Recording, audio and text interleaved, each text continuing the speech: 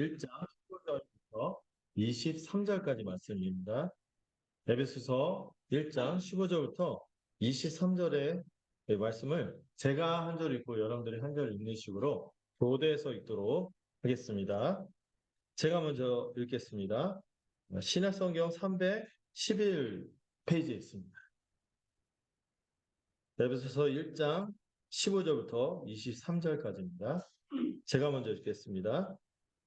이로 말미암아 주 예수 안에서 너희 믿음과 모든 성도를 향한 사랑을 나도 듣고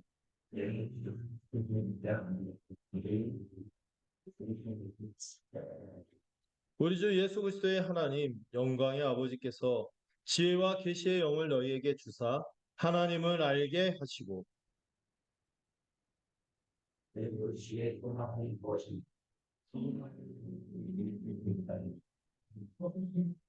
그의 힘의 위력으로 역사하심을 따라 믿는 우리에게 베푸신 능력의 지극히 크심이 어떠한 것을 너희로 알게 하시기를 구하노라.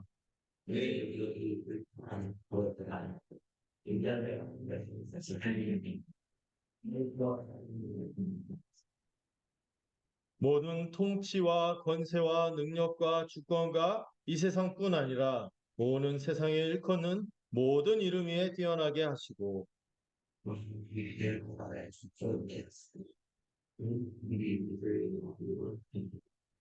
함께 읽겠습니다.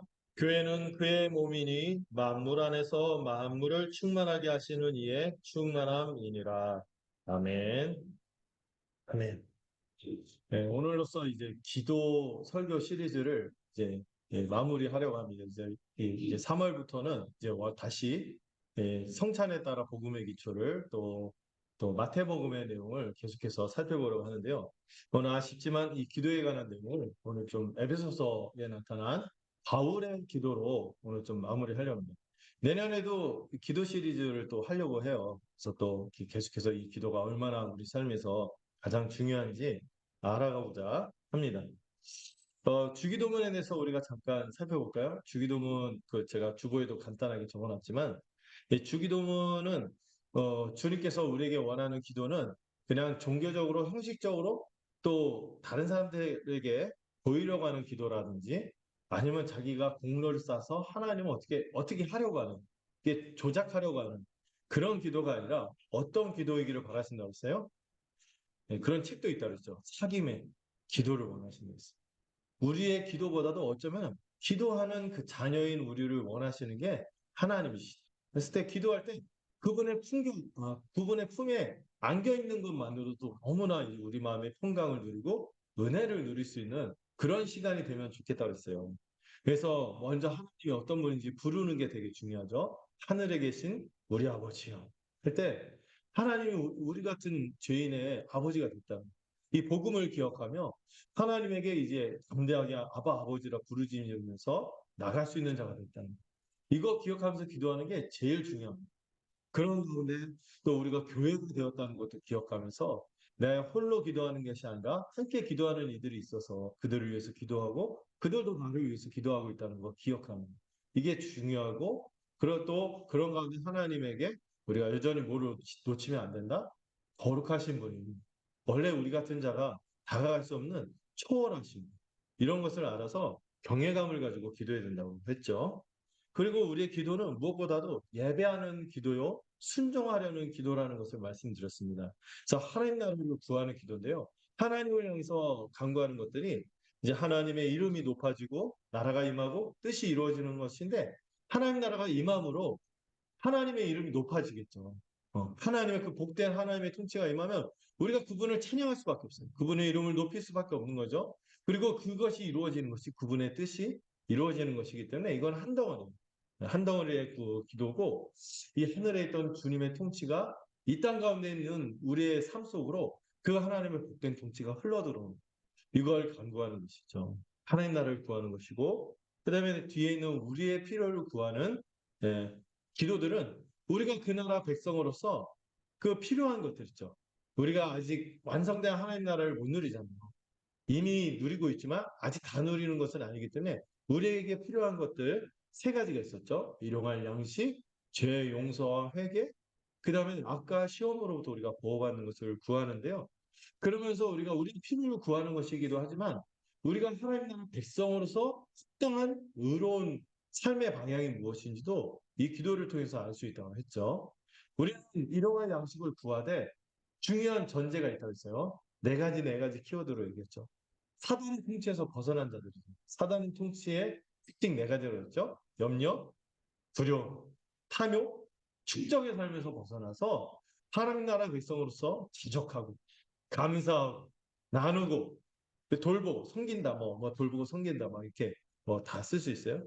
이렇게 살아가는 것이 우리의 하나님의 의로운 백성의 삶의 모습이며 또 우리가 제사함을 받은 자로서 감사를 고백하지만 동시에 우리가 다른 사람의 죄도 용서하고 또 우리의 잘못도 용서를 구하고 또 한 번 용서 이렇게 구하고 용서해줬다고 띵 하는 것이 아니라 근신은 또 필요하죠. 더 죄를 두려워하고 자신의 그 회개하는 모습이 나타나야 되고 배상하는 모습도 있어야 된다고 말씀을 드렸고 또 아직 완성된 하나님 나라가 아니기 때문에 여전히 사단의 공격이 있거든요. 이 아까 시험으로부터 우리가 보호받을 뿐만 아니라 또 의로운 백성으로서 모아 싸우는 백성, 죄와 싸우는 영적 싸움을 하는 영적 전투를 하는 백성이 우리임을 이 주기도문에서 배울 수 있는 것입니다. 그래서 제가 그 집단 전투라고 했더니 그 표현이 되게 강했대요. 그래서 제가 그랬어요. 원래 패싸움이라고 쓸 뻔했다고. 어감이 그러니까. 근데 진짜 우리가 한 몸이 되어서 이 죄와 싸우는데 혼자는 못 싸우니까 함께 싸워야지 이길 수 있거든요. 그래서 이런 백성으로 살아가고 있고 그리고 기도를 마무리하는 것도 어떻게 마무리한다고요? 예배로 시작해서 다시 예배로 먹는 그런 기도다. 그래서 하나님께 영광을 돌리는 것이죠. 하나님의 나라도 이것을 이룰 권능도 그것을 통하여 그분의 이름이 높아지시는 영광을 취하는 것. 앞에서 했던 거하고 좀그 약간 어우러지죠. 이 모든 것이 주님께 있음을 아버지께 있음을 고백하며 아멘으로 확신하는 기도가 주기도문이죠. 여러분 우리가 구해야 될 것들이 거의 이 안에 다 들어있어요. 주기도문이 너무 주님이 정말 엑기스로 우리에게 알려주신 아주 귀한 기도죠. 이 그에 이어서 프레비어스 리오는 끝났고 이제 오늘 이제 바울의 기도 중에서 가장 유명한 이 에베소서에 나타난 바울의 기도를 좀 오늘 살펴보고자 합니다. 이 기도는요 가장 주제가 뭐냐면 하나님을 더 알아가고자 하는 기도예요. 네. 여기 본문에서 가장 중요한 동사가 하옵시고 알게 하옵시고 이게 되게 중요하거든요. 가장 중요한 동사예요. 이 전체를 이끄는 하나님을 알려달라. 하나님 더 알게 해달라는 기도가 사실 우리의 기도에서 우리 기도의 초점이고 목적이기도 한 것이 이 하나님을 더 알게 해달라는 것이 우리 기도의 가장 중요한 내용인 것이죠. 여러분들 좀 아시죠? 3월부터 우리가 에베소서를 주로 이제 살펴보면서 이 본문에 들어갈 텐데 보통 그 설교 시작 기도할 때 이 설교에서 되게 중요한 포인트를 생각하도록 저도 이제 기도할 때 하나님께도 드리지만 같이 이것을 나누기 위해서 그 마음을 표현하는데 바울도 에베소서를 쓸 때 이 앞에 하나님의 구원의 은혜를 굉장히 아름답게 표현하지만 이 15절에서 23절에 나타난 기도는요. 앞으로 바울이 쓸 이 에베소서의 목적이 무엇인지 에베소서를 쓴 이 바울의 목적이 무엇이고 또 바울이 정말 이 사람들이 이 말씀을 하나님의 말씀을 받아서 이 하나님의 어떠한 뜻과 목적을 알았으면 좋겠다 하는 의도가 들어있는 것이 이 기도입니다. 그래서 이것이 어떻게 보면 이 에베소서의 서론이라고도 할 수도 있어요. 그래서 이 바울이 이 에베소서 편지를 통해서 또 이 기도를 통해서 우리에게 바라는 것이 무엇인지 또 하나님이 우리에게 원하시는 것이 무엇인지를 좀 엿보고 알았으면 좋겠습니다. 예, 제가 약간 오늘 주보에 보면 세 가지 포인트가 있죠. 세 가지 대지가 있는데 그 문단 나누기 식으로 해서 그 구절 표시를 했어야 되는데 안 했어요. 그래서 첫 번째는 15절, 16절이에요. 15절, 16절은 이 바울이 먼저 감사하고 있어요. 기도를 시작함에 있어서 어떤 사실을 떠올리면서 매우 감사하고 있어요. 엄청나게 감사하는데 뭐에 대한 감사냐면 이 바울이 이 편지를 보내는 분들이 지금 어떤 상황이에요? 복음에 대한 믿음을 갖고 있어요. 거기다가 그것만 있는 것이 아니라 모든 성도들을 향한 사랑을 품고 있다는 거. 이걸 다시 말해서 교회에 대한 사랑을 품고 있다는 것에 바울이 굉장히 감사하고 있습니다. 이 내용이 15절, 16절에 있고요. 그 다음에 두 번째 단락에서는 17절부터 19절까지는 이 본격적인 기도의 내용, 바울의 소망을 표현하는데 뭐예요? 우리가 어떻게 했으면 좋겠다? 하나님을 이미 알았지만, 이미 알아서 믿음도 생기고 사랑도 생기고 했지만 어떻게 했으면 좋겠다? 더 알았으면 좋겠다. 그 하나님을 정말 더 알았으면 좋겠다 하는 것을 17절부터 19절까지 얘기하고요. 마지막 세 번째 단락에서는 그렇게 알다 보니까 이 중에 하나님의 권능이 우리에게 임해서 실제로 우리 안에 어떤 역사가 나타나기를 원하는데 이게 바로 참된 기도의 목적이 20절부터 23절에 나오는데 그게 뭐예요? 이 하나님을 더 알아가면서 결국에 뭐를 더 알았으면 좋겠다? 이 하나님의 알고 하나님의 능력을 깨달아서 뭘 알았으면 좋겠다? 그리스도의 영광을 알았으면 좋겠고 교회가 얼마나 충만한 것인지 이 교회의 충만함을 깨달았으면 좋겠다. 이게 이제 바울의 기도의 점이고 흐름이에요. 그래서 전체적으로 에베소서를 이 교회를 위한 편지다 이렇게 하는데 이 교회의 충만함을 알았으면 좋겠다 하는 이 열망이 이 기도에 담겨 있습니다. 하나님을 알면은요, 우리 예수님의 영광과 더불어 뭐의 충만함을 알게 된다고요? 교회의 충만함을 알게 된다는 것이 오늘 전체의 내용과 흐름입니다. 자, 이렇게 좀 틀을 잡아놓고 말씀을 좀 살펴보도록 할게요. 음. 네, 먼저 이 기도에는 먼저 그 15절, 16절을 보시면은 이 복음의 은혜에 대한 이 감사의 고백이 담겨 있습니다. 근데 지금 바울이 어떤 상황인지 아세요? 이 에베소서를 쓸 때? 이 에베소서, 빌립보서, 골로새서, 뭐 빌레몬서 이렇게까지를 보통 어떻게 부르냐면은 옥중서신이라고. 감옥 안에 있어서 어떻게 될지 모르는 상황에서 바울이 지금 이 편지를 이 교회를 위해서 보내고 있는데 사실 교회 밖에 있는 사람들이 이 감옥에 갇혀 있는 바울을 걱정했는데 바울은 오히려 이 성도들을 위해서 기도하고 또 오히려 성도들의 앞에서 보면은 같이 하나님을 찬양하죠. 이렇게 막 시작을 해요. 이 어떤 상황에서도 그거를 뛰어넘는 이 바울 안에 넘치는 은혜를 알 수 있죠. 무엇보다도 이 감옥 안에 있는데 뭐가 감사할 게 있어요. 원망할 게 있지. 그런데 바울은 오히려 감사로 넘치고 있어요. 뭐 때문에 감사합니까? 먼저 이러므로 이렇게 나와 있죠. 이로 말미암아 어떤 사실 때문에 바울이 굉장히 감사가 넘치고 있어요. 왜? 그게 뭐예요? 우리가 그 굉장히 많이 접한 본문이죠. 에베소서 1장 3절부터 14절. 하늘에 속한 신령한 복들이 이미 우리에게 다 부어졌다. 다시 말해 삼위 하나님, 성부 하나님, 야, 한 분 하나님만 그 복을 주셔도 대단한데 성부 하나님, 성자 하나님, 성령 하나님이 이 세 분이 합쳐서 우리에게 신령한 복을 다 주셨다는 거예요. 이 복음의 은혜에 대한 이 따뜻한 감사의 고백이 있음으로 이렇게 시작하는 거죠. 여러분 이제 성부 하나님 어떤 은혜를 베푸셨습니까? 제가 늘 그 기도할 때마다 이걸 잊지 않고 항상 고백을 하는데요. 우리 같은 죄인을요, 흙먹고 거룩한 자녀 삼아 주시기로 하셨어요. 그냥 놔뒀으면 지옥 형벌과 또 지금도 아주 죽음의 냄새를 풍기면서 추하게 살았을 텐데 그런 우리를 힘없고 거룩한 자녀로 삼아 주시기로 우리가 이해하기 이전서부터 창세 전서부터 예정하시고 그렇게 책정하셨다. 그리고 많은 좋은 사람들인데 우리 같은 사람을 선택하셨다는 것이죠. 그리고 그 일을 이루시기 위해서 누구를 보내셨어요? 성자 예수 그리스도. 이 성자 하나님이신 예수님이 우리 대신해서 십자가에서 죽으시고 그 죽음도 어떤 죽음이에요? 우리의 형벌을 대신 당하시는 죽음을 당하심으로 우리의 죄값을 다 치르시고 이 죄의 형벌뿐만 아니라 우리의 죄의 권세로부터 온적 달성 못해서 이 추하게 살 수 있었는데 거기서 벗어나도록 하신 거예요. 완전히 자유하게 하셨죠. 그리고 예수님을 통해서 모든 비밀을 알게 하셨어요.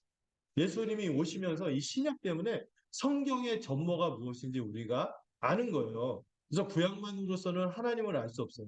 신약을 통해서만 우리가 하나님을 이 예수님을 통해서 모든 비밀이 밝혀졌기 때문에 우리가 알게 되는 거죠. 그리고 이 두 분이 움직일 뿐만 아니라 실제로 우리 안에서 역사하시는 분이 있습니다. 누굽니까? 성령 하나님. 성령 하나님께서 이 복음이 선포되고 우리가 들을 때 믿게 하셨어요. 그래서 우리가 믿을 때 하나님 나라 백성이자 자녀로 삼아주시고 우리 안에 이에 대한 확신을 주셨어요. 그리고 우리가 이 하나님과 영생을 이 구원을 완전히 얻을 때까지 우리를 끝이 붙들고 이끌어 주실 것을 생각하니 여러분 우리가 아직 못 받은 복이 있습니까? 그래서 바울이 앞에서 신령한 복을 다 받았다. 모든 복을 다 받았다. 이렇게 고백하고 이걸 기억하니까 이 감사가 그치지 않는 거예요. 그런데 바울이 더 특히 기도할 때마다 감사하는 것이 있는데 이미 하나님이 성부 하나님이 하신 일로도 감사하지만 이 성부 하나님의 은혜를 받아들인 에베소 교회에 나타난 이 두 가지 현상 때문에 굉장히 감사하고 있습니다. 그게 뭐예요? 복음에 대한 믿음 그리고 교회를 향한 사랑이 나타나고 있다는 것 때문에 너무 감사하고 있다는 거죠. 어. 먼저 바울이 감사하는 게 뭡니까? 특별히 감사하는 거? 주 예수 안에 있는 믿음이 있다는 것 때문에 감사했다는 거죠. 여러분, 여러분 혹시 믿고 계신가요? 믿음이 있나요? 여러분 이거 인생 우리가 살아서 우리가 뭐 이룬 게 있나 하면서 막 허탈감, 실망감, 좌절감 특히 나이 50 넘어서는 막 그런 게 많이 찾아온대요. 그런데 저는 그런 생각이 막 그 맞잖아요. 저도 뭔가 주를 위해서 뭔가 이게 야심인지 정말 주님의 선한 뜻인지 구분해야 되겠지만 그런 거 하다가 갑자기 약간 그걸 못하는 때가 오잖아요. 약간 다른 후배들이나 이런 거 막 밀려나고 이럴 때 마음이 아 나는 뭔가 이런 생각이 들 때 하나 생각이 딱 들어오는 게 있거든요. 믿음이 있다는 것 자체로도 내 인생이 얼마나 성공한 건가. 이것 자체만으로도 얼마나 감사할 만한 일인가. 감사할 만한 일인가. 저는 생각이 드는 거예요. 믿음이 주어졌다는 것 자체가 굉장히 큰 은혜입니다.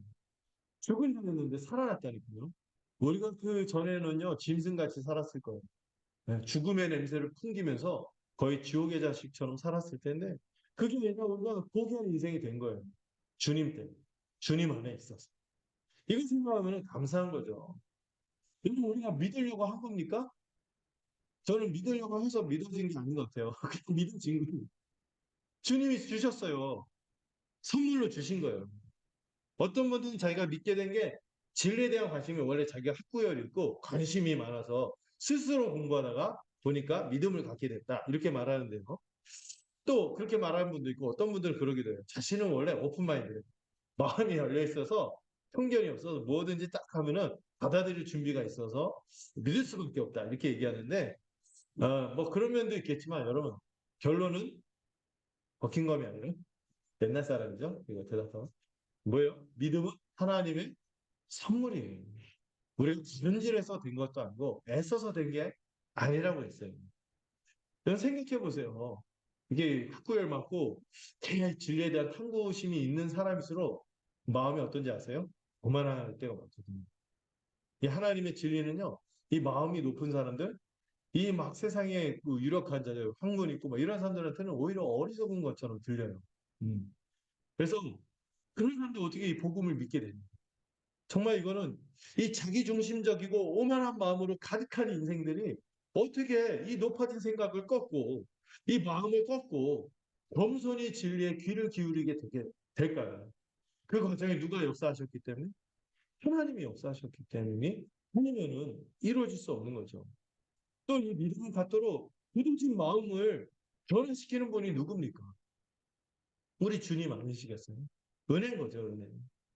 여러분들은 이런저런 게 가운데서 이런 계기 때문에 믿게 되었습니다. 그래서 그날이 제 생일입니다. 이런데 저는 이미 그런 계기와 사건을 마련하도록 인생의 여러 과정의 배후에서 끊임없이 줄기차게 역사하신 것이 누굽니까? 우리 하나님의 은혜인 것이죠. 그래서 유명한 프랜시스 톰슨이라는 시인이 예, 그 은혜를 그렇게 표현했어요. 사냥개에 비유했어요. 사냥개처럼 날 시에 쫓아서 나를 물었다는 거예요. 그래서 내가 덜컥 믿게 됐다는 거예요. 그런 표현이 들어있는 책인데, 예기치 않은 기쁨이란 책이 있어요. 정말 예기치 않게, 그 책을 쓰신 분이 C.S. 루이스라는 분인데, 정말 자기가 예상치 않은데 저 벼락같이 믿음이 들어왔던 거예요. 이분이 그 문학 교수고 굉장히 교만한 사람이고 그런 분인데, 어느 날 성경을 정직하게 보다 보니까 이 성경을 보다 보니까 너무 이 표현이 진솔하고 사실로 믿어졌다. 좀 설명할 수가 없는 거죠. 이거는요, 배후에 누가 역사하셨기 때문에 아까 삼위 하나님 중에서 실제로 우리 가운데 역사하시는 분이 누구라고 했어요? 성령 하나님이 배후에서 역사하신 것이 아니에요. 이 성령 하나님이 우리를 거듭나게 하시고 새 생명을 주신 게 아니면은 설명될 수가 없는 이 믿음을 갖게 됐다. 이건 예기치 않은 기쁨이고 벼락같이 임한 축복이다. 이렇게밖에 설명할 수밖에 없는 거죠.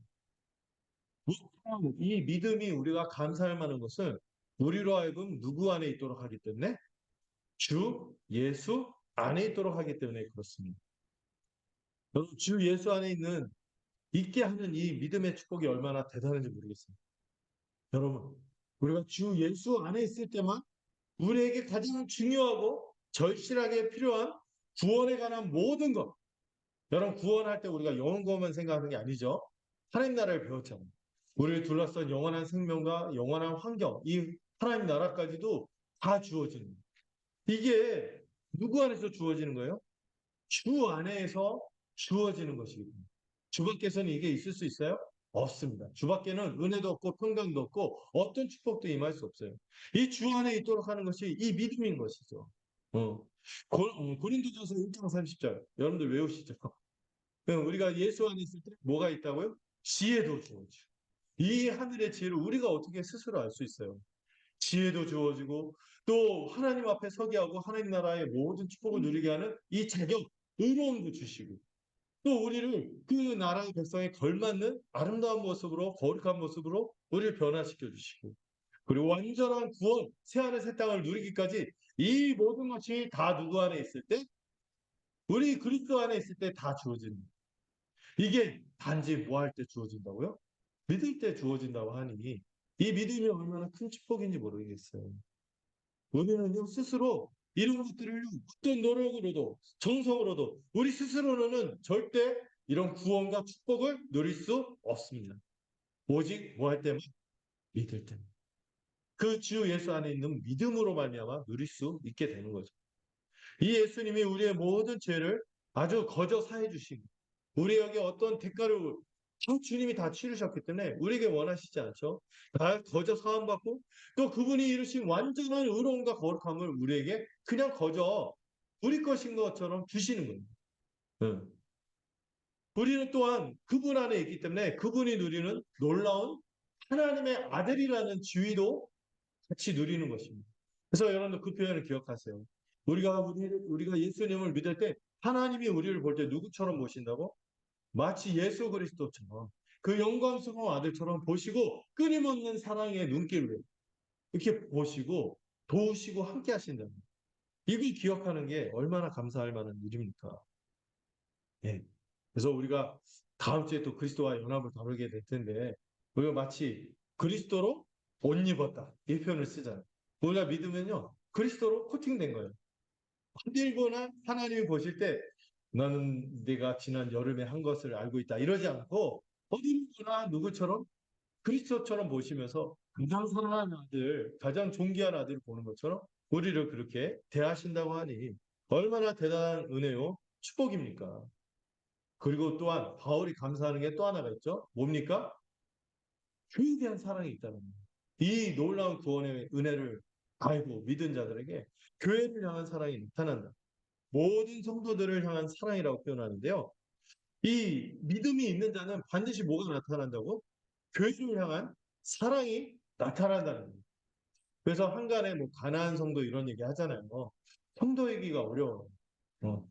바울이 그러잖아요. 믿음이 있다면 반드시 뭐에 대한 사랑도 있다? 성도에 대한 사랑이 있다고 하는 것이죠. 여기서 모든 성도들은 all the saints 또는 어떤 영어 번역 NIV가 그렇게 번역하더라고요. God's people 하나님의 백성. 그 교육은 뭐예요? 뭐에 대한 사랑? 교회를 향한 사랑이 있다는 것이죠. 여러분 기억하세요. 예수 믿는 자에게 나타나는 꼭 나타나는 특징 이게 없으면은 진짜인지 의심해야 돼요. 뭐에 대한 사랑이 있어요? 교회를 사랑하는 마음이 있다는 거예요. 그러면 여러분 이 교회는 건물이 아닌 거 아시죠? 어. 어떤 데 보면 건물 짓다가 세월 다 보내다가 시간 다 보내는데 건물이 아니라 누구를 세워야 돼요? 사람을 세워야 돼요. 사람. 그리스도의 몸을. 어. 이 교회는 분명히 나타내야 됩니다. 이 교회 속한 사람들 지체들을 뜻하는 것이죠. 한 진리를 믿고요. 하나가 되어서 살아가고 함께 지어와 싸우고 또 이 사람이 어떠하든지 차별하지 않고 그냥 그를 있는 그대로 사랑하기를 작정하고 교회에 속했다면 서운하고 할지라도 없이 여기지 않는 거예요. 연습하고 어리고 좀 약간 결이 다를 수 있어요. 그리고 여러분들 절대 지체들한테 그런 표현 쓰지 마세요. 격 떨어진다든지 뭐 이렇게 한다든지. 이 멸시하는 건요. 주님 멸시하는 그런 표현 쓰면 안 돼요. 어. 정말 그가 그리스도 안에 한 믿음을 갖고 있고 같이 교회가 됐다면 누구도 업신여기지 않고 사랑하기로 작정하는 것이죠. 누구도 업신여기지 않고 차별하지 않고 물 한 듯이라도 그에게 대접하는 자는 결코 그 상을 잃지 않겠다고 했어요. 그리고 그 사람은 업신 여긴 자는 누구를 업신 여기는 것으로 받아들이는 거세요? 우리 주님을 업신 여기는 것으로 받아들인다고 했기 때문에 여러분 이 복음에 대한 믿음과 교회를 향한 사랑은 세트예요. 이게 분리가 안 되는 거예요. 그래서 가난한 성도는 있을 수가 없는 거예요. 주님 사랑하지 않겠다는 얘기인데 주님이 내 양을 치라 내 양을 사랑하라 하고 베드로한테도 그렇게 얘기하고 이게 한 교회를 없이 여긴다는 것은 생산할 수가 없는 것이죠. 그래서 여러분 우리가 신앙생활 할 때 우리는 절대 외딴 섬처럼 홀로 존재하지 않는 사람들이라는 것을 기억하십시오.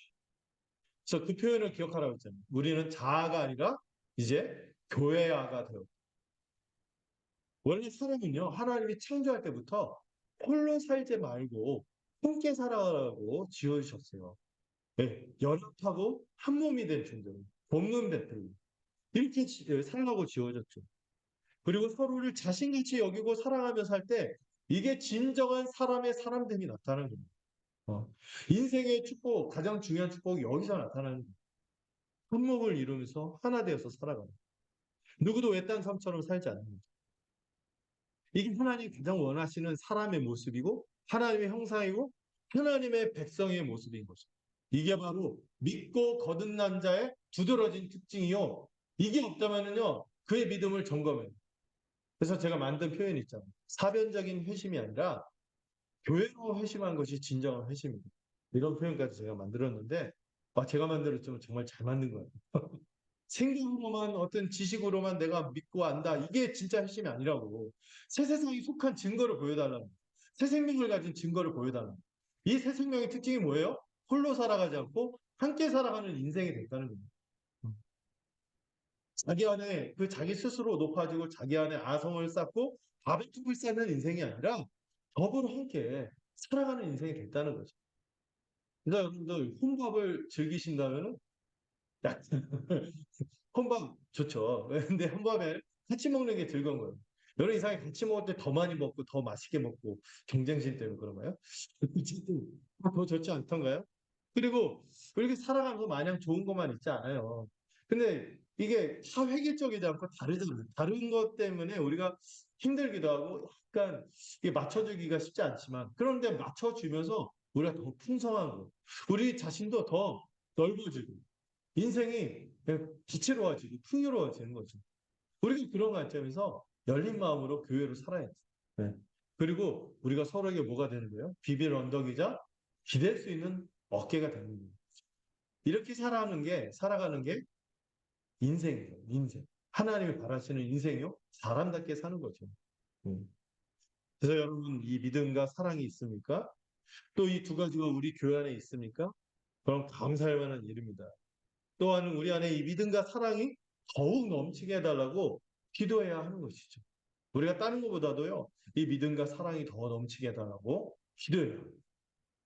그래서 이를 불붙이는 기도가 있어요. 이를 불붙도록 하는 기도가 바로 이 다음 17절부터 19절인데요. 이 17절부터 19절을 여러분들 한번 읽어주시면 감사하겠습니다. 17절부터 19절까지 읽어보도록 하겠습니다. 시작.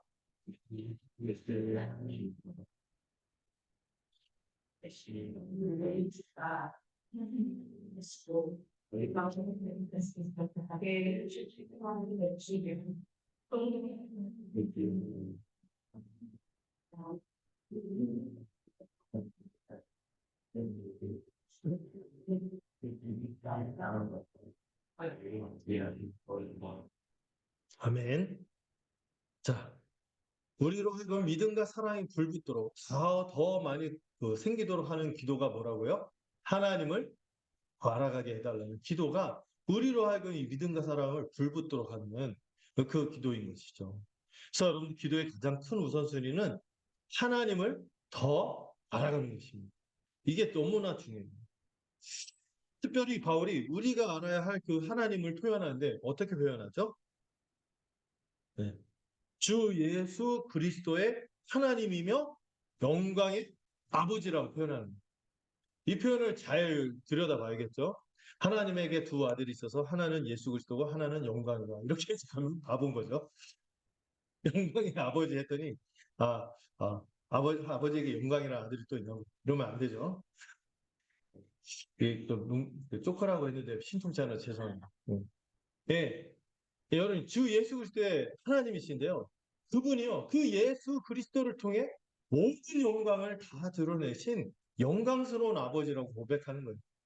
우리가 하나님을 가장 영광스럽게 인식할 수 있는 것은 누구 안에서? 그리스도 안에서. 그리스도를 통해서 우리 하나님이 얼마나 영광스러운지를 제대로 알 수 있다는 겁니다. 그 그리스도를 통하지 않고서는요, 우리 아버지를 제대로 알 수가 없어요. 예수님은 어떻게까지 얘기했어요? 나를 본 자는 하나님을 보았느니. 이렇게 얘기할 정도. 그 말은 예수님을 보지 않으면 누구를 알 수 없어요? 하나님을 알 수가 없는 거죠. 그 하나님을 우리가 알아야 돼요. 예수 그리스도의 하나님으로 예수 그리스도를 통해 모든 영광을 나타내신 영광스러운 아버지를 우리가 알아야 하는데, 여러분 우리가 평생 알아야 하는 하나님이 바로 이 하나님, 예수 그리스도를 통해 모든 영광을 나타내신 하나님. 그 말에 복음을 통해서 우리에게 알려진 그 하나님을 우리가 알아야 하는 거죠. 어떤 분들은요, 교회를 다니는데요, 복음을 통한 하나님이 아니라 다른 하나님을 아는 분들이 되게 많아요. 그래서 율법주의에 빠지고 무슨 신비한 것도 추구하면서 주관적인 것 추구하고 이러지 복음을 통해서 제대로 하나님을 아는 분들이 좀 드물어서 많지 않아서 걱정이 되기도 하죠. 그게 아니라 이 복음을 통해서 하나님을 알아야 돼요.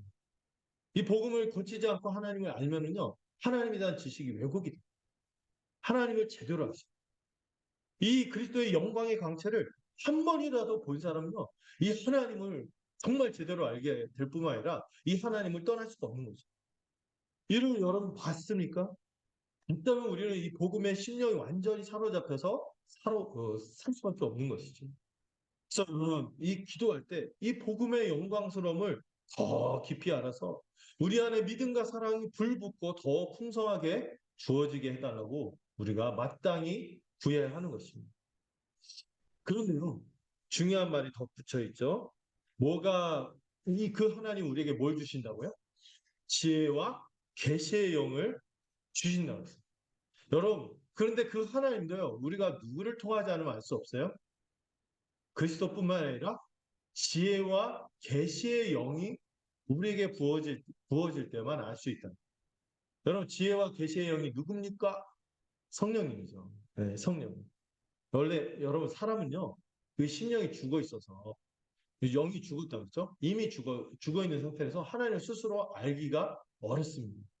그래서 하나님이 각 사람에게 뭐를 허락할 때만 성령을 허락할 때만 하나님을 알 수 있고 이 복음에 나타난 그리스도의 영광을 보게 되는 거죠.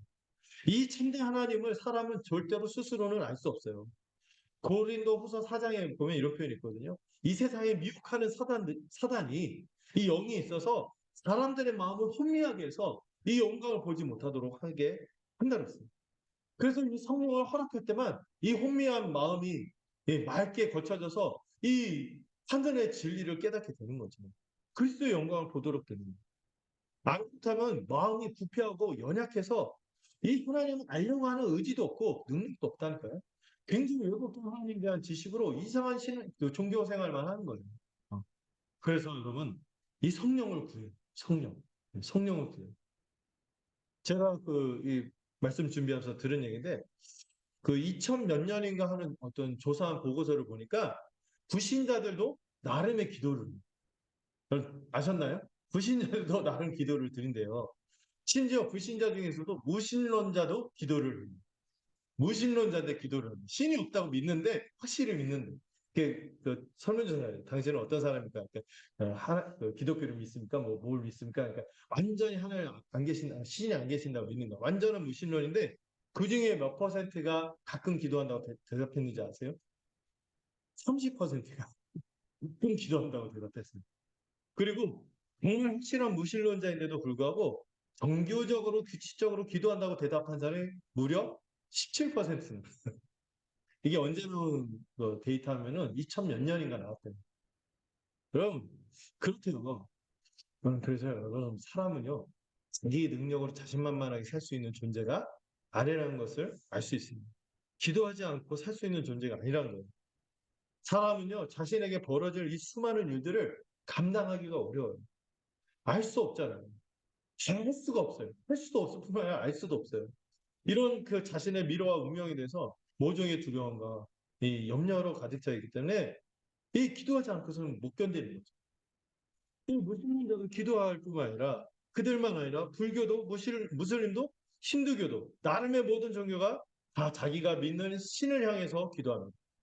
그래서 여러분 이런 사람들의 기본적인 종교성을 어디서 알 수 있냐면은 사도행전 17장에 보면은 아테네에 갔더니 거의 만신전이죠. 막 그 여러 신들 장 있는데 심지어 어떤 신한테도 그 상을 만들어서 신의 상을 새기지 않고 뭐라고 썼어요?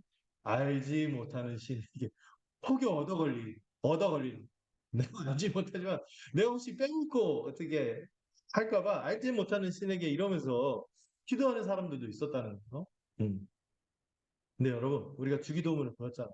네. 우리가 복음을 알잖아요. 우리의 기도는 다른 것이죠. 우리는 알지 못하는 분이 아니라 어떤 분? 아는 분을 향해서 기도하는 것입니다. 바로 우리 주 예수 그리스도의 하나님. 그 영광의 아버지에게 기도하기 때문이죠. 그 하나님이 우리에게 지혜와 계시의 영이신 성령님을 우리에게 주시기 때문에 우리가 마음에 하나님을 대할 때 이웃집 아저씨처럼 낯설게 하는 것이 아니라 아버지 하고 아빠 아버지라 부르짖으면서 기도하도록 한다는 겁니다. 이를 위하여 성령님이 우리에게 지혜도 주시고요. 계시도 주시는 여기서 지혜는 소피아인데 이게 뭐냐면은 하나님의 구원 경륜, 복음을 뜻합니다. 이 복음을 알려주시고 계시는 뭡니까? 우리가 스스로 알 수 없는 것들, 감추어진 하나님만의 비밀들인데 이거를 드러내 주신다. 그래서 여러분들 이걸 우리가 무엇을 통해 알 수 있을까요? 성경을 통해서 알 수 있는 거예요. 하나님의 말씀을 통해서 여러분 믿음을 갖고 성경을 읽잖아요. 그걸 누가 역사하세요? 우리 안에서 성령님이 역사하세요. 성령님이 이 하나님의 말씀이 우리로 하여금 진리임을 믿도록 증거하십니다. 믿도록 증거하실 뿐만 아니라 아 그렇군요. 이게 과연 하나님의 말씀이고 신령한 진리고 나를 살리는 거고 온 세상을 변화시키는 놀라운 능력이 있는 진리군요 하는 것을 깨닫도록 우리 마음에 조명을 해주신 거죠. 깨닫게 하십니다. 이 성령님의 조명의 역사라고 하죠. 이게 있는 거예요. 그래서 하나님을 더욱 알아가게 되는 거죠. 그럼 우리가 좀 이제까지 배운 것 때문에 적당히 안다고 생각하나요? 아직 멀었어요. 더 알아갈 게 많아요. 어떤 분들 그 하나님을 알아가는 지식에서 멈추는 분들이 있어요. 아, 이 정도 알았으면 되는 거 아닌가? 그런 거 없어요. 하나님 어떻게 보시는 거예요? 하나님 너무 광대하십니다. 우리가 알아야 될 게 너무나 많고 우리가 그분의 마음을 헤아릴 것들이 너무나 많은데 왜 멈추십니까? 더 잘해야 돼요. 더 배워야 되는 것이죠. 귀하게 여기는 거죠. 여기서 안다는 것은 그냥 지식만은 아닙니다. 이 단어가 위로부터의 지식이라는 단어. 이게 바로 복음을 통해서 이 하나님의 성품을 더 알아가고 하나님이 우리를 향해서 어떻게 일하시는지 더 알아보고 그분이 우리를 향한 마음과 의향이 어떠신지를 더 알아가는 것이죠. 이를 알면 알수록 우리는 어떻게 될 수밖에 없어요. 믿음으로 충만해지고 사랑으로 충만해지고 이게 바로 성령 충만인 것이죠. 말씀 충만, 믿음 충만, 사랑 충만. 이렇게 됨으로써 더 거룩해지는 것이죠. 이 성령님 통해서 우리 안에 나타나는 역사를 오늘 본문이 표현한 게 뭐가 있어요? 우리의 마음의 눈이 밝아진 이렇게 표현하고 있어요. 이 마음은 무슨 단어인지 혹시 알고 계신 분 있나요? 카르디아. 그 유명한 카르디아라는 단어인데 이 마음은 그냥 그 있잖아요. 내가 마음은 안 그래. 막 그런 거 있잖아요. 그런 어떤 정서적인 게 아니라 우리의 전인격이라고 했어요. 우리 삶을 움직이고 우리 인격을 움직이는 중심, 핵심, 코어. 이게 여기서 말하는 마음인데 이 전인격이 완전히 어둠에서 벗어나서 밝아진다고 했어요. 여러분, 이 눈이 밝아진다는 것은 완전히 이 어둠에서 벗어나서 그리스도의 영광의 빛, 그 밝은 빛이 있는 온전한 하나님의 뜻과 인재가 있는 곳으로 우리가 옮겨졌다는 거예요. 여러분, 우리가 이미 밝아진 자들이죠. 이미 밝아진 자들이지만 더, 더 영광스러운 빛으로 더 선명하게 알도록 우리를 이끄시는 것이 성령님이십니다. 이 성령님이 우리 마음 눈을 더 밝혀주시는 거죠. 이전에 눈이 멀었던 것에서 눈이 떠지고요. 생명을 우리가 우리 안에서 느끼는 거죠. 우리가 전에 못 느끼던 것들을 막 느끼기 시작하는 거예요. 우리 안에 있는 마음의 감각들이 일어나기 시작하는 거예요. 네. 새로운 세상을 인식하는 거죠. 내가 전에는 하는 만큼만 그렇게 살 수밖에 없어요. 그런데 이 하나님을 더 알아가면 알아갈수록 이 마음 눈이 밝혀지고 우리가 더 빛 가운데 있으니까 더 우리가 어떻게 거룩하게 살아야 하는지, 적당히 선한 데서 멈추지 않고 지극히 선한 것이 무엇인지 분별하게 되고 또 그것을 향해서 우리의 마음이 움직이고 행하게 되는 겁니다. 이게 어쩔 때 일어납니까? 말씀을 붙잡고 성령님을 의지하고 기도할 때 나타나는 일이라는 것이죠. 어. 새로운 세상을 살아가게 될 거예요. 이런 세상을 우리가 함께 만들어 가야 되는구나. 사실 교회에서 더 복되게 살게 되겠죠. 어. 마음의 감각이 이 죽었었는데 이 무딘 것에서 깨어나서 더 살아나서 반응하는 거예요. 네. 그래서 여러분 말씀을 지적으로만 탐구하는 것뿐만 아니라 여러분 또한 기도해야 될 게 뭐예요? 이 성령으로 이 눈은 우리의 마음 눈이 밝아지도록 기도하셔야 돼요. 우리의 지성만이 아니라 우리의 전인격이 밝아지도록 기도하시는 것이죠.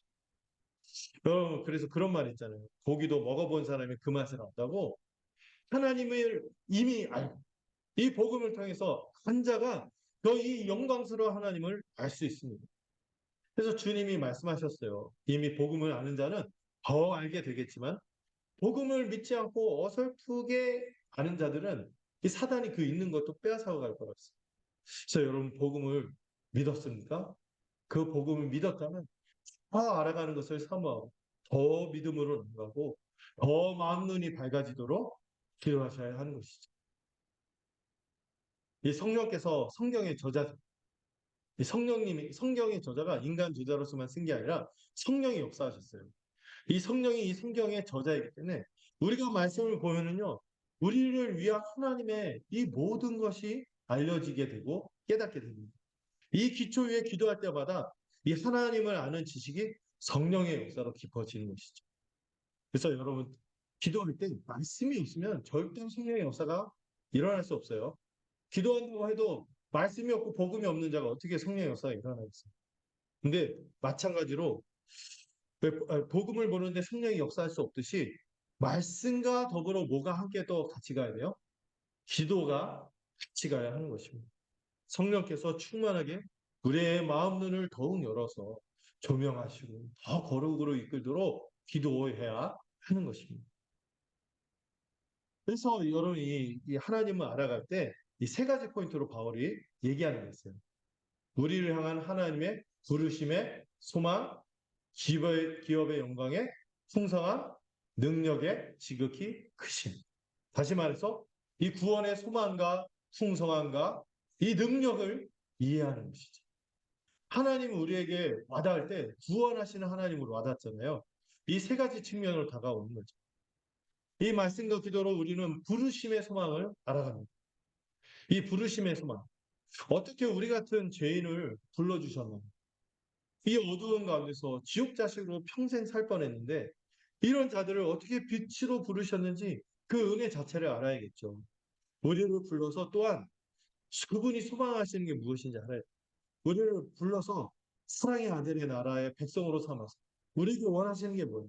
그분의 백성, 하나님의 백성으로 삼아서 그분이 바라시는 우리를 향한 뜻이 뭐죠? 저는 그게 뭐냐면은 거룩이라고 생각해요. 우리가 거룩해지기를 주님은 바라시는 거죠. 그리고 이것을 우리 안에서 계속해서 완전히 영광에 이를 때까지 얼마나 주님이 확실히 성취하실지를 우리는 기도함을 통하여 소망하고 붙들게 되는 것입니다. 또한 우리 가운데 주어진 이 기업의 영광의 풍성함이 무엇인지 알아야겠죠. 기업하니까 현대삼성 생각하시는 분이 여전히 있습니까? 이 기업이 뭐냐면은 그 유산, 상속, 하나님께서 우리에게 상속해 주신다. 하나님께서 우리에게 상속해 주신 게 뭐죠? 복된 선행나라죠. 새로운 세상, 복된 세상. 어, 영생을 누리면서 살아가는 이 모든 복된 세상에 이 영광과 풍성함, 이 가치로움, 이거를 우리가 헤아려서 평탄하고 더 압도되었으면 좋겠다고 이게 기도하는 거죠. 우리 지금 이미 받은 자지만은 아직 완전한 것을 받지 못했잖아요. 그런데 이미 또 지극히 풍성한 것을 누리고 있다는 것도 알아야겠죠. 여러분, 우리가 이미와 아직이란 말씀을 제가 전에 나눴는데, 이미 주어진 것을 먼저 여러분들 알고 잘 누릴 수 있으면 좋겠어요. 우리가 말씀을 붙잡고 기도하면서 교회를 열심히 살면 이게 뭔지를 잘 알게 될 거예요. 어. 그 물론 지금 고난도 있죠. 또 우리가 희생도 해야 되고 포기도 해야 되고 우리가 우리 사용하셔서 나오는 그 단어들이네요. 희생과 포기, 고난. 이게 따라와요. 이런 또 우리가 어느 정도 가난한 처지에서 못 벗어나고 그럴 수도 있어요. 뭐 지체들이 돌보고 하겠지만. 그런데 그런 것들이 이렇게 잠시 지나가는 거라는 거죠. 일시적인 것을 알고 장차 주어질 것이 어때요? 참되고 영원한 것에 우리의 시선이 있어야 되는 것이죠. 세상에서 여러분 잠시 유력하게 하고 주목받게 하고 이런 것들보다 하나님 나라의 영광이 얼마나 더 가치로울지 우리는 이 기도를 통해서 제대로 깨닫는 알게 되는 거죠. 복음을 위해서 살아가고 교회 중심으로 사는 것이 어떻게 보면 좀 소박하고 좀 초라한가? 작아 보이나? 이런 생각이 들 때 여러분 우리가 가끔 매료되고 압도되었던 이 세상의 것들 이게 다 지나가는 것들이고 대단하고 매력적으로 보이지만 이런 것보다 우리가 복음을 붙잡고 교회로 살아가는 삶이 너무나 소중하다는 것을 기도할 때마다 깨닫게 됩니다. 이 중심 가치가 바뀌는 거죠. 이거는요, 기도하는 자만이 알 수 있어요. 여러분 기도하지 않으면 어떻게 되는지 아세요? 이런 지나가는 것들을 쉽게 마음이 뺏겨버립니다. 그래서 이상해져요. 기도할 수 있어요. 그리고 무엇보다 하나님의 능력에 지극히 크심을 알아야 합니다. 여러분 이 19절을 보면은 여기 그 하나님의 능력에 지극히 크심을 알았으면 좋겠다 하는데 이 한 절은 힘, 능력과 관련된 단어가 몇 개 나오는지 아세요? 많이 나오죠. 힘, 위력, 역사실, 능력에 지극히 크심. 굉장히 뭘 강조하는 거예요? 하나님의 능력을 굉장히 강조하고 있습니다. 이 단어도 보니까 두나미스, 이수시아 단어가 얼마나 셉니까? 에수시아, 두나미스. 이 두나미스에서 뭐가 나오냐면 다이나마이트가 나왔습니다. 폭발이 있다는 거예요. 폭발이 있고 완전 뒤집고 이거 아주 그냥 음, 아주 발음도 쎄. 네, 그렇게 표현할 때도 하나님의 능력이 강한 거죠. 그럼 하나님의 능력이 얼마나 대단합니까? 우리가 전지전능하다 이렇게 그냥 막 표현하니까 그렇지. 여러분 하나님 어떤 분이세요? 완전한 무에서 이 세상 모든 것들을 창조하신 분이십니다. 나중에 이번에 유심전쟁 배우면서 와, 이 우주에 대해서 배웠는데 깜짝 놀랐거든요. 이 우주의 광대함이 어떠한 시작점이 있다는 거예요. 지금 과학자들도 인정한다는 거예요. 빅뱅이라고 하죠. 근데 이 엄청난 것을 해서 이 엄청난 것들을 이루신 거 완전한 무, 그 시작을 누가 하셨어요? 하나님이 하셨잖아요. 이 하나님 완전한 무로부터 이 엄청난 것들을 풍성하게 이 어마어마한 우주를 창조하셨는데 우리 인생이 참 아무것도 아니잖아요.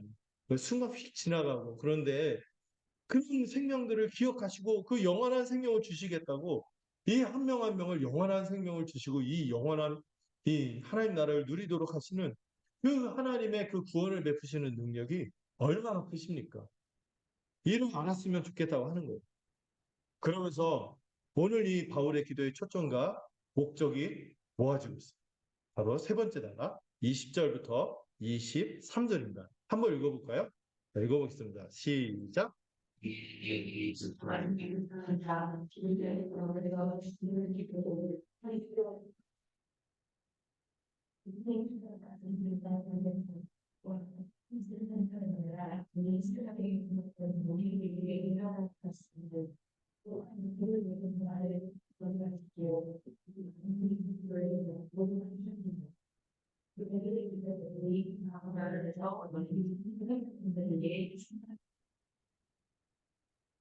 이 기도의 바울의 최종적인 목적이 뭐예요? 그리스도의 영광을 알고 교회의 충만함을 알았으면 좋겠다. 이렇게 기도하는 건데 바울이 특별히 어디서 이어서 얘기해요? 능력의 지극히 크심을 받아서 그 능력이 그리스도와 교회 통해서 나타난다. 선언하는 이 어마무시한 능력. 바울이 특별히 이 능력을 강조하고 더 많이 설명하려고 하는 이유가 있죠. 소망도 좋고 하나님의 구원의 소망과 이 풍성함, 가치가 얼마나 대단하고 엄청나더라도 여러분 뭐가 없으면 소용이 없어요? 능력이 없으면 소용이 없어요. 이 능력이 우리에게 가져다 주시는 것입니다. 이 하나님에게 그 능력이 없다면 우리에게 무슨 소용이 있겠습니까? 이 놀라운 소망과 이런 가치로. 근데 복음은 로마서에서도 그런 표현 있죠. 구원을 가져다 주시는 하나님의 능력이라 했어요. 이 능력이 우리에게 부어집니다. 이 앞에서 말한 이 하나님의 어마무시한 권능이 그리스도 안에서 그리스도에게 주어져 있으므로 엄청난 일이 벌어집니다. 그래서 우리도 이 그리스도 안에 나타난 복음의 능력이 얼마나 대단한지 알아야 되는데요. 먼저 그리스도의 영광에 대해서 설명합니다. 이 바울이 그리스도 안에서 나타난 능력이 얼마나 영광스러운지 설명하는데 그게 뭐예요? 부활, 승천입니다. 부활과 승천과 영원하신 그리스도의 온 우주 만물을 통치하시는 그분의 광대함을 설명하는 거죠. 여러분, 이 부활은 뭐예요? 예수님이 죽으신 게 이런 표현을 써서 그런데 개죽음이 아니라는 거예요. 그냥 헛되게 죽은 게 아니라는 거예요. 예수님이 부활한 게 예수님 스스로 살아나셨나요? 아니죠. 본문의 표현에 의하면은 하나님이 그를 살리셨다.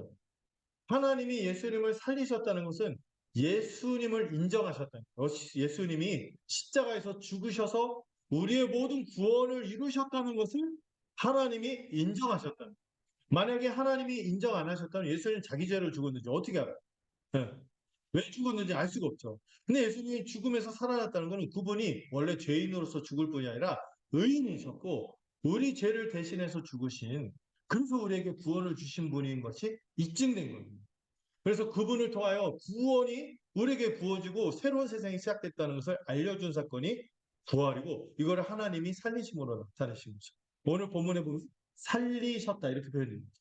하나님이 살리신 겁니다. 그런데 예수님이 승천했다는 것도 여러분 우리와 떨어졌다 이렇게 생각하지 말라고 했어요. 하늘 보통 옛날 고대관념에 하늘을 하나님이 통치하시는 권력의 보좌로 권세의 보좌로 이해했거든요. 하나님의 통치가 행해지는. 그러니까 예수님이 하늘로 올라갔다는 건 뭐예요? 하나님과 같이 되셔서 하나님이시지만 하나님으로서 통치하신다는 의미가 있는. 보좌 우편 하면은 옛날 황제 우편에 누가 있어요? 그 대리 통치, 위인 통치하는 이 세자가, 예, 황태자가 옆에 있잖아요. 오른편에 있죠. 그리고 왼편에 성령인가? 이런 개념 아니에요. 물리적인 게 아니라 오른편, 하나님의 가장 강한 권능, 적통으로 대리 통치하시는, 위인 통치하시는. 예수님은 그렇게 설명하는 거죠. 근데 그 승천하신 것도 여기도 본문의 표현에 보시면 어떻게 나와 있어요? 음, 자기 오른편은 앉히사. 예수님이 앉으신 거예요? 하나님이 앉히신 거예요? 하나님이 앉히신 거예요. 그분이 온 세상의 주가 되셨음을 하나님이 온 세상에 선포하신 거예요. 어. 그래서 이 모든 구원의 사역이 하나님의 뜻을 합당하게 성취되었고 그래서 온 세상의 주가 되셨는데 어떤 주예요? 그걸 설명하죠. 온 천하 만물의 모든 것의 주가 되셨어요. 그래서 우리가 찬양에도 고백하죠. 모든 이름 위에 뛰어난 이름. 모든 이름 위에 뛰어나신 분으로 주가 되셨다고 선언하는 거죠. 그러면서 모든 권력, 권세, 권능, 주권, 힘과 관련된 표현인데 이거는 악한 영적 권세를 말하거든요. 이런 악한 영적 권세를 인간이 감히 대적할 수 없다 그랬죠.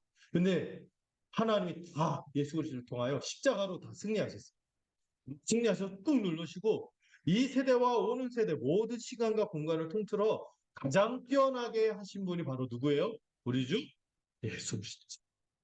그분 안에서 모든 영적 권세, 천사도 마귀도 또한 세상의 눈에 보이는 모든 강력한 권세들 이 힘들이 다 누구 아래 있다? 우리 예수 그리스도의 통치 아래 있다는 것을 믿는 게 우리예요. 우리는 시시한 분을 믿는 게 아니란 말이에요. 이런 분을 주님으로 고백하는 것이죠. 그래서 그거를 더 표현한 게 뭐예요? 하나님께서 만물을 그리스도의 바람으로 복종한 거죠. 여러분 기도할 때마다 우리 주님의 위대하심, 이 주대심을 곱씹게 돼요. 음. 그분이 방금 복종한 대표는 옛날에 고대 왕들은 이 발걸상이 있죠. 발등상에 딱 이렇게 발을 걸치면 발등상에 뭐가 적혀 있냐면은 그 대적들의 이름, 정복한 적들의 이름, 그 통치하는 나라들의 이름이 쫙 적혀 있어요. 제가 자금성 가니까 그 어떤 그 괴수가 있는데 이 괴수가 사자 네 마리를 딱 밟고 있더라고요. 이 제후들을 밟고 있는 거죠. 이런 것처럼 이 발등상 그걸 표현하는 거죠. 예수님이 온 세상을 통치하는데 그분 손도 안 써요. 발로 써도 충분한 거예요. 발로만 써도 다 쓰린다는 거죠. 기도할 때 여러분, 우리 예수 그리스도의 이 주 대신 이 우리의 주 예수 안에 있도록 하는 이 믿음으로 주 예수 그리스도의 하나님을 묵상하고 영광스러운 아버지를 기억할 때 이 예수님의 주 되심은 크게 다가왔을 때 여러분 기도할 때 정말 기도가 되겠죠. 기도할 때 우리가 무엇이 두렵고 염려가 되겠습니다. 이거 생각하라. 그리고 더 나가서 뭘 알아야 돼요? 교회의 충만함을 알아야 되는 것입니다. 네. 더 놀라운 것은요, 우리를 설명하는 표현이에요. 교회인 우리를 설명하는데, 여러분 본문에 보시면은 22절, 만물 위에 주님이 다스리신데, 그 만물과 그리스도 사이에 누가 있어요? 교회가 있어요. 교회. 만물 위에 뭐가 있어요? 교회가 있어요. 하나님에게는 지금 만물보다 더 누가 소중한 거예요? 교회가 위에 있고 교회가 소중한 거예요. 온 세상 만물을 하나님이 다스리시는데 누구를 위해 다스리신다고? 교회를 위해 다스리시는 거예요. 우리가 어떤 존재죠? 그런 존재입니다. 음. 주님, 교회의 머리시기 때문에 그렇다는 거죠. 주님이 우리를 다스리시고 만물을 우리를 위해 움직이시고 공급하시는 거예요. 그래서 교회를 또한 그리스도의 몸이라고 선언하는 거예요. 여러분, 그래서 우리가 누구에게 붙어 있을 때만 생명이 유지돼요? 그리스도에게 붙어 있을 때만 생명이 유지되는 거죠. 복음을 붙들어야 돼요. 복음 붙들고 살아야 돼요. 그래야지만 교회가 생명이 있는 거예요. 그리고 그걸 통하여 충만해지는 것이죠. 이 그리스도는 만물 안에서 만물을 충만하게 하시고 만물 안에서 이 하나님 나라의 회복의 역사를 나타내실 분은 그리스도이십니다. 그 그리스도가 만물을 회복하고 충만케 하는 것이 어디에서 역사하는 거예요? 교회 안에서 역사하는 거예요. 이 충만함이 교회에서 나타나는 거죠. 음. 교회가 만물을 충만하게 하고 교회가 만물을 위해 존재하는 게 아니에요. 이 관계를 잘 이해해서 만물이 누구를 위해 존재하는 것처럼 교회를 위해 존재하는 것처럼 하나님이 운영하시는 거죠. 그래서 여러분 이 그리스도가 만물을 충만하게 하시는 능력을 교회 안에 나타내시기 때문에 교회 자체가 여러분 하나님의 목적입니다. 이 교회가 그리스도의 충만을 누리는 것이 하나님의 뜻이며 우리는 이를 더 알아가도록 기도하는 것입니다. 여러분 그래서 우리가 교회인 겁니다. 우리가 교회인 것입니다. 그리고 이 교회가 하나님이 온 세상을 통하여 소망하고 온 세상이 또한 소망하고 간구하는 것들의 답변이 뭐예요? 하나님의 답변이 교회를 세우십니다. 교회.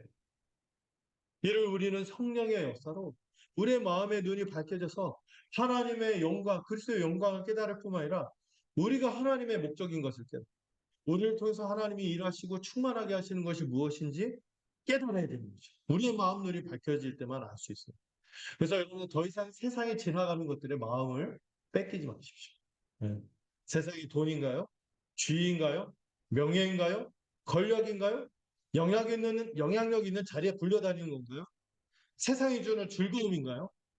어떤 분들은 너무 지나친 여가에 빠져서 교회 생활하는 게 시시하고 이런 게 더 좋은 것 같다. 막 이렇게 생각이 드나요? 또 어떤 쾌락이 주는 기대와 약속에 휩쓸리고 있나요? 여러분 기도하십시오. 기도할 때 우리의 중심이 잡힐 거예요. 이 그리스도의 영광과 더불어 이 만물을 충만케 하시는 그 충만이 깃들어 있는 교회가 얼마나 충만한 것인지를 우리가 다시 알게 되는 거죠. 여러분 우리가 교회로 사는 것을 삶의 어떤 액세서리처럼 여기고 있다면은 복음의 영광을 모르는 분 저는 말하고 싶습니다. 복음의 영광도 보지 못하고 기도하지 않고 있기 때문에 이 마음의 눈이 어두워져 있는 거예요. 여러분 기도하여서 여러분 이 기도하여서 이 교회에게 충만한 복을 부어주시는 하나님을 더 많이 알아가기를 소망합니다. 말씀을 맺을게요. 여러분은 참으로 구원의 은혜를 받은 자로서 복음에 대한 믿음과 교회에 대한 사랑이 있습니까? 복음을 더 깊이 알아가면서 그리스도의 은혜에 늘 잠기면서 믿음이 자라가고 있습니까? 또한 한 몸인 교회 지체들에 대한 사랑으로 섬김의 모습에서 우리가 성숙해지고 있습니다. 우리가 이를 위해서 기도하기를 바랍니다. 또 우리의 가장 절실하고 우선적인 기도 제목이 뭐라고요? 하나님을 더 알아가는 거죠. 이거는 우리가 지혜와 계시를 주시는 성령의 역사가 아니고서는 알 수 없기 때문에 우리가 그래서 말씀과 기도를 붙잡는 것이죠. 이를 붙잡고 살아가는 우리 모두가 되기를 바랍니다. 그럴 때 우리를 구원하신 하나님의 소망도 알고 그 영광스러움과 풍성함을 알고 이 능력이 얼마나 대단한지 알아서 완전히 압도되고 사로잡혀서 완전히 딴 세상 사는 사람처럼 우리가 살게 되는 거죠. 이걸 거룩한 천국 백성으로 산다라고 말할 수 있을 거예요. 그리고 마지막으로 이 그리스도의 영광과 교회의 충만함이 얼마나 대단한지 이 알아가는 것이야말로 우리의 기도의 초점이 되고 목적이 되기를 소망합니다. 혹시 우리 마음이 세상에 매료되거나 압도되었다면 거기서 벗어나서 온 천하 만물을 다스리시고 교회의 머리가 되시는 그리스도를 바라보시기를 바랍니다. 또 교회를 통해 충만하게 역사하시는 이 하나님의 역사를 기대하는 우리 모두가 되기를 소망합니다. 함께 기도하겠습니다. 하나님 아버지, 우리가 무엇을 위해서 기도해야 하는지 이 초점과 목적을 잃지 않도록 우리를 붙들어 주시옵소서. 우리의 가장 절실하고 우선되는 기도 제목이 하나님을 알아가는 것이 되기를 소망합니다. 이 복음에 대한 믿음과 교회를 향한 사랑이 깊어지고 살아가는 우리가 되도록 붙들어 주시옵소서. 성령의 역사로 말미암아 우리의 마음 눈이 열려서 그리스도의 영광과 교회의 충만함을 알아보는 우리가 되게 하옵소서. 이 부르심의 소망, 우리가 누릴 이 기업의 영광의 풍성한 것, 이 능력의 지극히 크심을 알 수 있는 우리 모두가 되도록 들어 주시옵소서. 예수님의 이름으로 기도드렸습니다. 찬송가 484장 함께 부르도록 하겠습니다.